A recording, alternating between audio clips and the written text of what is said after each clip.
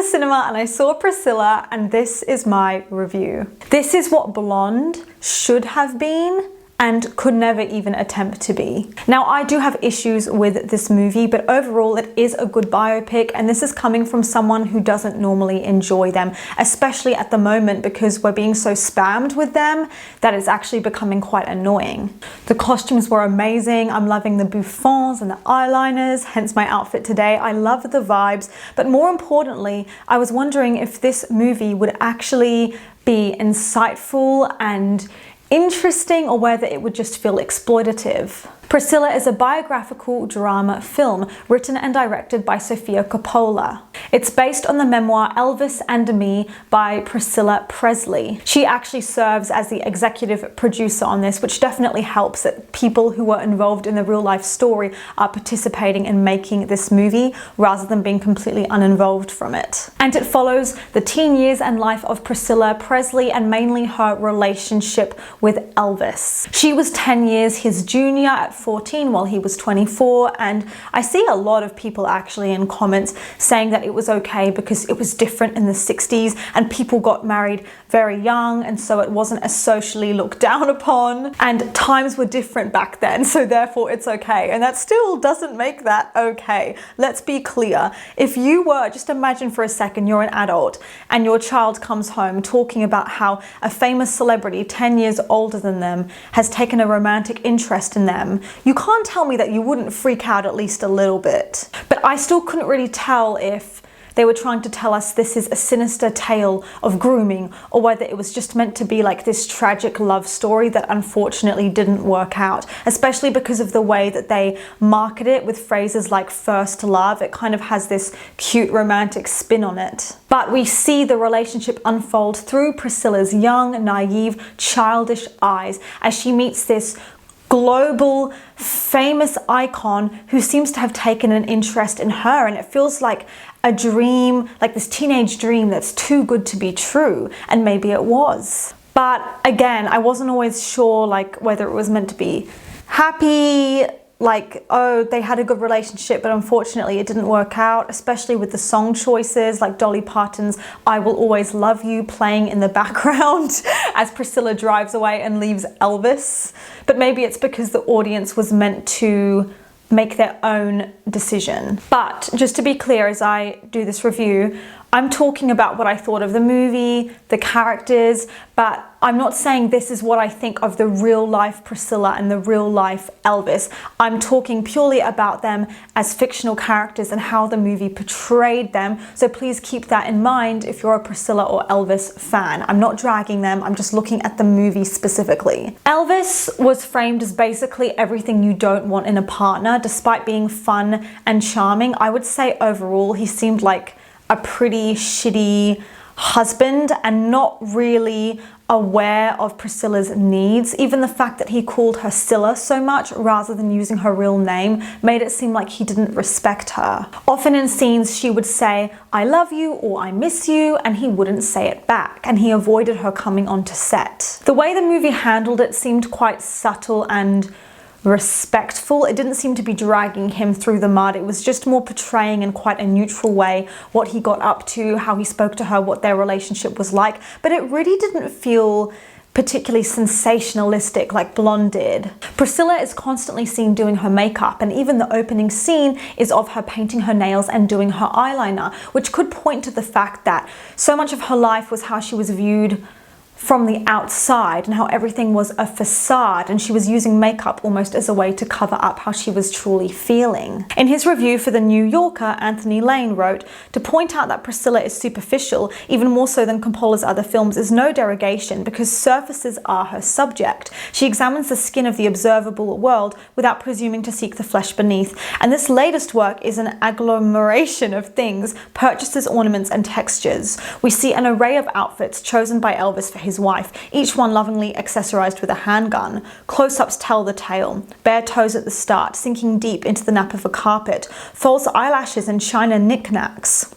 If she stays there any longer, being Mrs. Presley, she too will shrink into a thing. So Objects and her being turned into one are a central theme, but also loneliness and lack of friendship is a huge theme that we see emphasized throughout this movie. Now, I don't know Priscilla personally. I know she's mentioned feeling lonely when she was with Elvis, not even because it was his fault per se, but because that's just the nature of being with someone that famous. But what's interesting is the movie frames it as if Priscilla was already lonely and isolated before meeting Elvis. The first scene we see of her, she's sitting alone at a diner and she's saying to her parents how she's bored and she feels aimless. And we see later a teacher in class asking them to write an assignment on why friendship is so crucial and important for your identity. And so there seems to be this underlying message that you will be vulnerable if you don't have connections in your life, and romantic partners are not enough. You need a community to feel loved.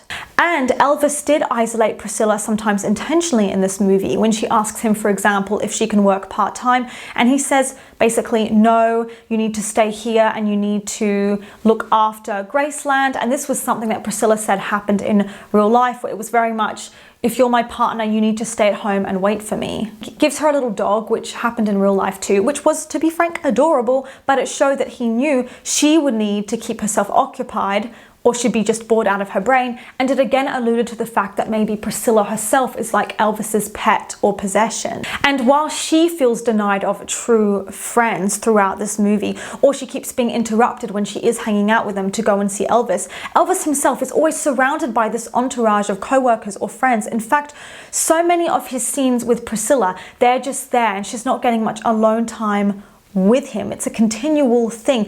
Even when she tells him she's pregnant, it's not even a private moment shared between the two of them because there's a whole group of people sitting behind him. When she's been separated from him for ages, so he books a plane for her to come and see him. When she arrives and he goes to hug her, there's all these people there and a maid and everything just like waiting there. So it's not, again, a private moment shared between the two of them. There are many scenes, some of the best and most iconic, where she's left to basically walk around Elvis's mansion and she's sitting there, sometimes framed in windows, just looking out. And this highlights that underneath all the superficiality and the splendor and how great we think it is, there's actually extreme boredom and just this pointlessness to it all. Jacob Elordi did a great job as Elvis. I don't think he looks as much like Elvis as Austin Butler did, who also played Elvis, but then again, this movie isn't really about Elvis, so I wasn't particularly bothered with the casting, and I actually thought the height difference really worked with him and Priscilla because it alluded to quite a big power imbalance between them. And in terms of like Jacob's acting, I thought he really worked as Elvis. Alison Willmore's article about power in the movie argued that when we do eventually see Elvis on stage, he's shot from behind and at a distance, as though his allure as a performer has receded into the abstract. And I agree, I actually thought it was funny how he's meant to be Elvis, this great star, and we're never actually seeing him performing. In fact, his skills as an actor or as a singer, like they're made kind of irrelevant in this movie. And even his hit songs, his biggest songs, aren't included in the film. It's kind of taking him down to the level of the ordinary man and just focusing on, okay, what was he like in his personal life with Priscilla, as opposed to how the world saw him, which was, I mean, fair enough, as this amazing, talented performer, which he was. I'm not trying to detract from that. He was an incredible, talented performer who touched many people. And while that still is true, and you can still enjoy his music and still think he was a great performer, the movie focuses more on the behind the scenes of their relationship. Alison continues, if Girlhood is a dream, Priscilla is a film about fighting to not wake up for as long as possible, despite the increasing intrusions of uglier realities. This is rendered literally during Priscilla's first visit to Memphis, where Elvis gives her one of the pills he's been taking with promises that it will help her sleep, leaving her insensate for 48 hours. And all she can think when she wakes up is that it's 2 days less of the trip for her to enjoy. It's obvious to us that Terry West, Luke Humphrey, the officer who initially approaches Priscilla about meeting Elvis, is actually trolling around for pretty girls to offer the star. And when Elvis invites Priscilla to see his room not long after that first meeting, Terry's wife Carol quips to a friend that they can go home now. It's very much framed as Priscilla being exploited. Even from the first scene, I had the same thought, which is that it was weird that the officer was so insistent that Priscilla needed to meet Elvis. Like, he doesn't even know her, and he's like, do you want to meet Elvis? Like, it seemed really, really creepy. Like, why do you care if she meets Elvis or not? From the beginning, Elvis dictates when Priscilla comes, when Priscilla goes, and a lot of the things he asks are orders as opposed to questions. There's also not much dialogue in the movie, but there are many shots of, for instance, Priscilla feeling isolated and just sitting there in silence, trying to pretend to smile and be happy. But we don't see her talking much. In fact, we barely see her and Elvis getting to know each other.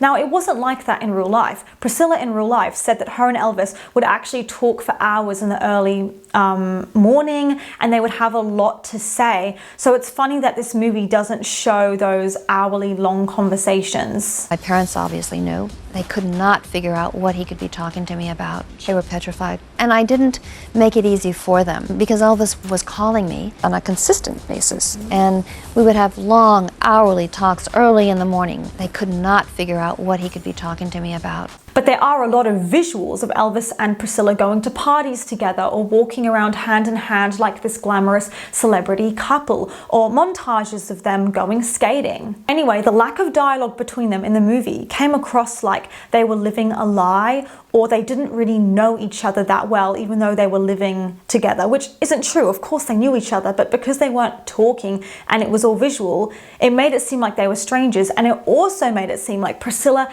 didn't have a voice. And it doesn't help that when she occasionally does have an opinion to offer, like about Elvis's music, he throws a chair at her head, or she tells him, I'm not happy with A, B, and C, and he completely ignores her and starts reading his book. And so their conversations are never resolved. They're constantly then carrying on with their day, but without having talked out the problem from earlier. He would slam dunk her the minute she complained or questioned his drug use. And so the relationship could work, but it was like they were walking on eggshells, and it could only work as long as she never questioned him or never called him out. And the minute she did, it would fall apart, which highlighted the fragility of their relationship. Because if something is so fragile, then maybe you should just let it be that way, because it shouldn't just break into pieces when you're trying to have a simple conversation. In fact, arguments and disagreements are a normal part of a relationship,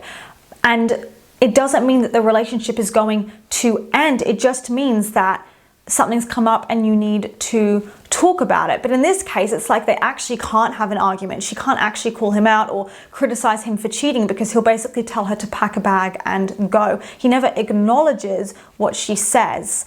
And Priscilla said that that was a thing in real life too, because Elvis thought that maybe it wasn't manly, or he'd been conditioned to not be vulnerable with her. And so she said their communication in their relationship was really bad. In some ways then, a lot of stuff in this movie seemed to line up with Priscilla's story. This is a huge story about disillusionment, and gradually the facade of this great life with Elvis breaking down and not being all it was cracked up to be. And everyone would think, oh my gosh, I'm so jealous of her. She's with this superstar. But honestly, her life in this did not seem particularly exciting or glamorous. It just seemed like she had her youth and her teen years and the opportunity for friendship and her education stolen from her. Justin Chang from the Los Angeles Times said, there's an early teasing and quintessentially Coppola-esque shot of Priscilla's bare feet, her toenails freshly painted, sinking into the carpet and barely leaving an imprint.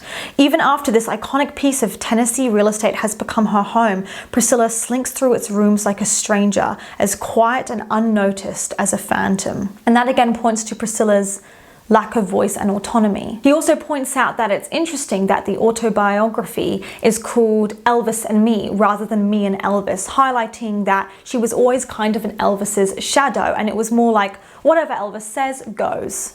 And maybe that tied into a larger publicly held belief that she was no one without him, or they didn't really care about her, they cared about Elvis. In fact, the real life Priscilla said that for a long time she had to keep her relationship with Elvis under wraps because society was quite different back then, and Hollywood.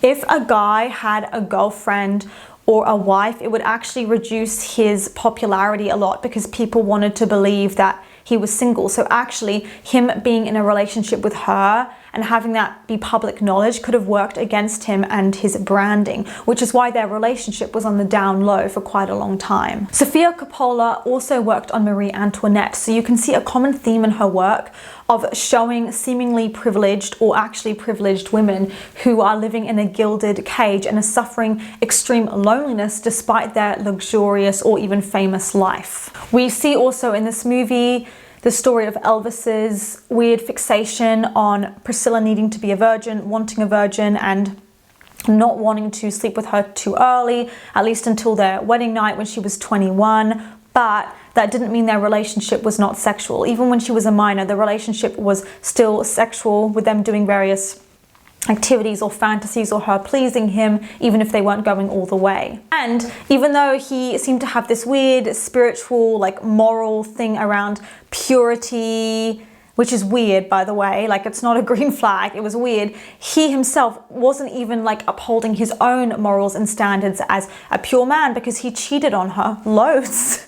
But she's not allowed to cheat on him, that's bad, but he's allowed to cheat on her. It's crazy how many people failed Priscilla and didn't step in for her or didn't say, hey, maybe you should just live a normal teen life, including her own parents, who weren't okay with it at first, but then were won over by Elvis's seemingly good intentions and southerly manners. We're positioned to kind of sympathize with them and understand their point of view, because the whole thing is so exciting that this big celebrity, this star, is taking their girl under his wing and introducing her to this glitzy, fabulous world. So it's also seen as this exciting opportunity. And the thing is, when you're a public figure, when you're a celebrity, there's so much more you can get away with, because people just idolize you and the power dynamics are just all out of whack. It's interesting though that Priscilla's father died when she was a baby, and so actually the man that we see as her father in the movie is her stepfather. I don't know whether that affected anything about how he handled it or how protective he was towards her, because she's not actually his real daughter, but I thought it was odd that this detail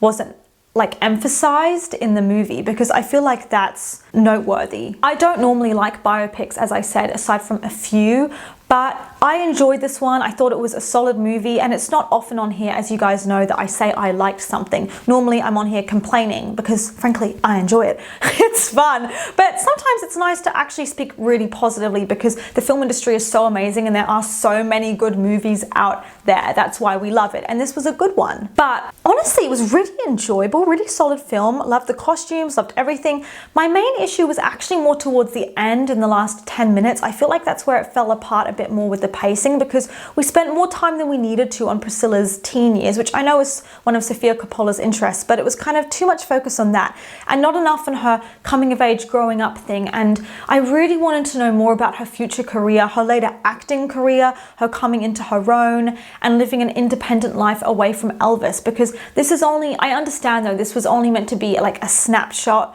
of her life and a really lonely period of her life, but I just would have loved to see more of her gaining independence and discovering who she is without him. I would have loved to learn about how her and Elvis maintained a sort of friendship and closeness after their separation, and how they divorced actually very amicably, and all these things that were just missed out. But I guess that's why you need a sequel, because it's just too hard to summarize someone's entire life story in only 2 hours. Maybe it was a good moment to end the movie, because they ended it right at the moment where the disillusionment had totally faded away and the excitement of her relationship with Elvis was properly dead. But we don't really get to learn anything about her own accomplishments after leaving him. We just see like the most low self-esteem, kind of sad, confused section of her life. As much as I liked this movie, I think I actually preferred Marie Antoinette, and it took me a while to figure out why. And I think it's because Marie Antoinette felt like a real person, and she was given more flaws, and so she was easier to relate to. Whereas in this movie, Priscilla almost seems too innocent and sweet and perfect, just like almost a victim. You wrote, Elvis controlled your looks, your clothes, your hair, your makeup. He controlled you totally. Is that accurate? Mm-hmm. I was definitely under a spell of what I thought was love. And I had to take responsibility for that too. But you were 16, 17 years old. But what did I know? I knew nothing else. I had nothing else. I had no experience, not even in life, but with other people. Marie Antoinette messed up. She could be selfish. She could behave like a stupid teenager, whereas Priscilla in this is just so wide-eyed and sweet, and there's nothing to dislike about her. You don't see the role that she plays in certain things, and she just seems very passive. For example, Priscilla's affair was very skimmed over to the point that it wasn't really clear if she'd had an affair or not, and that could have been a really interesting different part of her character to explore. What led to this affair? What was going through her head? Did she feel guilty, etc.? And my problem with that, and with also just the focus on it just being about her relationship with Elvis and her leaving him, is that I see this in a lot of these biopics like Spencer and Marilyn, you know, the Blonde movie, where they just focus on the most traumatic, difficult parts of a woman's experience and not their other accomplishments or just their romantic relationships. So then you watch the movie and it's just 2 hours of just this awful, depressing cycle of emotional abuse and disappointment. Her positive interactions with Elvis seem quite minimal, and you can see how much she adores him in this movie and genuinely loved him. But honestly, I feel like the movie, in terms of the dialogue and the scenes, showed way more of their arguments and the bad rather than the good parts of their relationship. So as a result, it made it seem like her romantic interest in him was very much misguided, very much deluded, and just the, I guess, immature schoolgirl crush of someone who doesn't know what real love is and has never had any other dating experience, so what would she know? That's how it comes across. Even when she's pregnant, she's heavily pregnant, he says he's excited, but then months down the line when she's literally about to go and give birth, he's like, look, I've been going through some stuff, I've been thinking, and I think we need to take a break. Like, I need some space. And she's like, okay, whatever, let me know when you want me to go then. And then he's like, oh wait, Priscilla, come back, I didn't mean it. And it was so pathetic and comical to say, I think we should take a break when your wife is about to like give birth, that people in the cinema around me started laughing. And it was happening at multiple points in scenes with Elvis where he looked like such an idiot and he was just so cruel that it was ridiculous and people were laughing at him. Hollywood has been through a big biopic obsession over the last few years. We've seen a lot of them. Bohemian Rhapsody, Blonde, the Jeffrey Dahmer show, the Gypsy Rose Blanchard show, and I get the appeal. It's a good way to draw in viewers because they'll recognize who the show is about, because they'll recognize the star, and then it gives them a reason to watch it, right? And there's a big difference between modern celebrities and the old Hollywood stars. So I get why the biopics are about the old Hollywood stars, because they were in a period where there wasn't all this social media and TikTok and celebrities trying to be relatable. So they seemed a lot more like iconic and mysterious, and we didn't know as much about their personal lives, and there was very much a higher status of celebrity. Whereas now, because of viral videos and stuff, it's like anyone can be a celebrity, and there's lots of mini celebrities walking around everywhere, and I think it means that there's a less golden status of celebrities than there used to be. And celebrities and TikTokers, etc., don't seem so unattainable now because they're constantly showing their private life, their cats, even, you know, proper celebrities are showing selfies with their families at Christmas, and so they don't seem as like glamorous and out of reach anymore. There can be issues with these biopics, and that's why I don't like them. For example, Dahmer, which was just really exploitative and a lot of the victims' families were upset, or Blonde, which again was just 3 hours of the worst parts of Marilyn's life and not any of her cool accomplishments, and it was just re-traumatizing, almost fetishizing her female pain, and it was incredibly uncomfortable to watch. Also had this weird anti-abortion effect, and the whole thing was just very problematic. Ricky Turner from Her Campus explained that Marilyn Monroe's life has been used and abused by so many people, and her identity has been made into a profit-seeking one. Right now, at the end of 2022, it feels like Marilyn is no longer a real person, but rather a fictionalized being that can be adjusted to fit anyone's narrative. Sometimes these movies and TV shows about celebrities are being produced without permission from either the person, if they are still alive, or from the family. And so there's a lack of boundaries in place, and sometimes the real life people get upset by the content or feel like it wasn't true to life or that it was taking things out of context. And that's where the issue comes in sometimes with those biopics, is that they can be very like insulting or insensitive. Sofia Coppola told Entertainment Weekly that Priscilla Presley had actually expressed a lot of positive feelings towards the film, and that she'd said she thought it was really accurate. She was hesitant at first, but then she really liked the movie. When Priscilla first saw the final movie, the first thing she said was, "Kaylee, really, that's how I felt." She really expressed that. And she couldn't believe how Jacob's voice sounded so much like Elvis's, so that was really gratifying to hear that from her. And that's good, you know, because if she said, "I hated the movie and I'm devastated," then that would be really sucky. But apparently her late daughter with Elvis had disapproved of the movie and said that it was painting him in this really negative light that didn't really capture all of who he was as a person, because it just framed him as a predator. And so sometimes that's where the issue comes in. I also heard some people saying who'd read Priscilla's book that there were some contradictions between this movie and between the book. So look, I don't know, I haven't read it. But let me know what you think in the comments, and if you saw the movie, if you enjoyed it. I liked it. I thought it was a fun movie, and I will see you guys for the next video. Mwah.